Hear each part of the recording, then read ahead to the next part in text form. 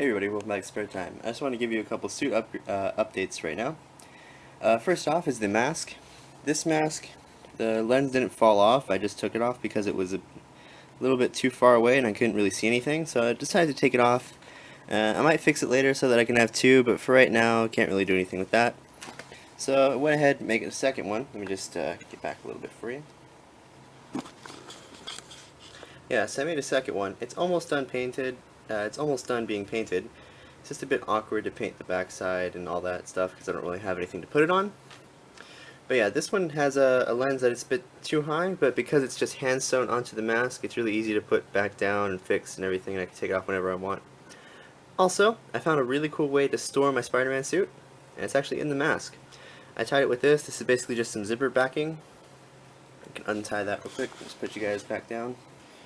Yeah, untie that. I'll take out the suit, show you guys what needs to be done with the suit real quick. So with the pants, what I did right here, that's the elastic band that was on here. I basically folded up a side right there, not sure how well you can see that, and added a zipper just basically with a zipper foot. It wasn't too hard to figure out. Zipper foot was pretty easy to think through. And this is just a separating zipper. It's not an invisible zipper because I couldn't find any invisible zippers that separated, and for this design I really wanted something that separated because I also added a zipper to the belt of the shirt right there. Basically I folded it over kind of like a hem, and then I sewed it down, and then I sewed the zipper onto the hem, just basically to give the zipper something else to grip onto rather than one layer of this fabric. It's not actually spandex. I think it's like a polyester spandex blend. Anyway, after that, it kind of has a little bit of curving, as you can see right there, so I might have to look at that later and fix it, but for right now it's fine. I don't really care too much about it.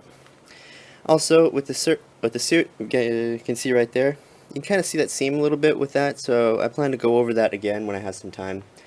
And the spider's coming off a little bit, so I have to fix that. The collar sits in an awkward way, and I also took out the collar. Let me just make sure I can reframe this.